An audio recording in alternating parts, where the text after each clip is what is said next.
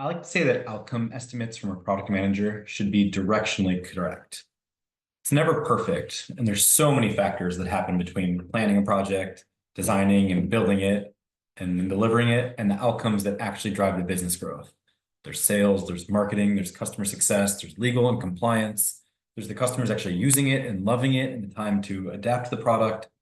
So many things can happen in between, and it's near impossible to work on a new project and correctly estimate things like the NPS should go up by 15%, or we think we can reduce customer service time by 12 hours per week, or this should drive a 10% improvement in enterprise sales conversion.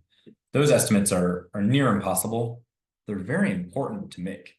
In each of those numbers, I clearly articulated a metric that we think we can move with the work we're doing. And that's our job in product management.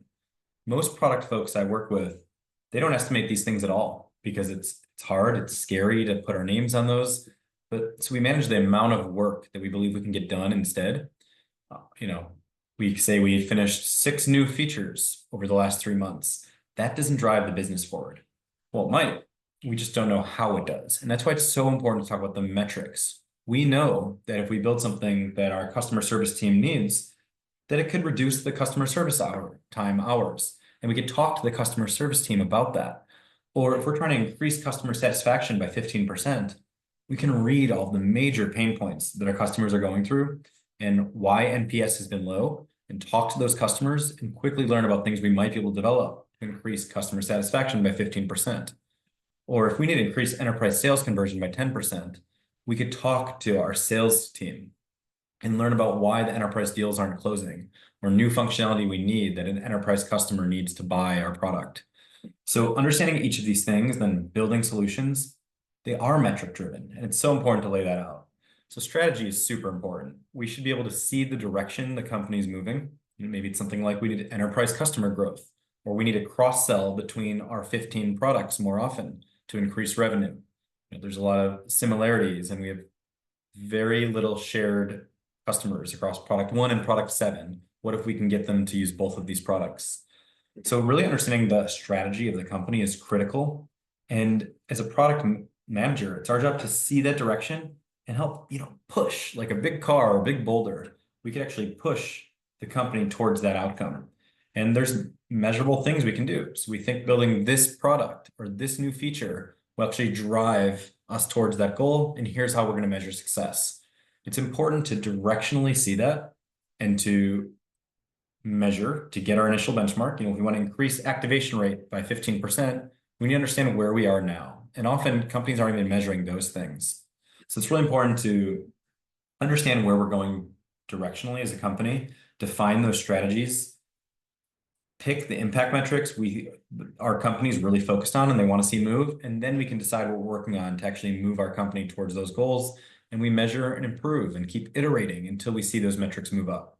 Rather than investing money into new features, you're investing money into moving the company forward directionally towards their strategic goals. And you can measure the amount of new customers. You can work on projects that enterprise customers need to purchase our product. We can measure the amount of times we cross-sell and upsell. It's scary to throw a number out there, I get it, but that's what we're supposed to do in our jobs as product leaders. We can chat with our revenue teams to understand what they need. We can talk to customers to gauge their interest. And we can get some real numbers out there. That initial baseline with high uncertainty. We're just not sure, but we're going to put a number out there. And as we build it and launch it and measure it, we get more certainty around the value we're going to drive forward. It's all about learning, measuring, and improving your estimates over time. But you need to start with a number. We need to start with an outcome, or we shouldn't be building anything at all. If it's not going to impact, if it's going to cost more than it can make us in revenue, we need to see those things early on. And that's why Bain has come out and said 92% of software products fail to achieve an ROI for companies. We're skipping this part. Our job in product is to drive growth, push our strategies forward, not just build new things. From the bottom up, we get it. It's near impossible to predict perfectly, but it is possible to directionally talk about how what we're building is going to drive our company forward, aligns with our strategic goals, how we're accelerating our company. So just get comfortable being uncomfortable here. It's critical in this next stage of product management to be driving outcomes instead of just output. Thank you for listening.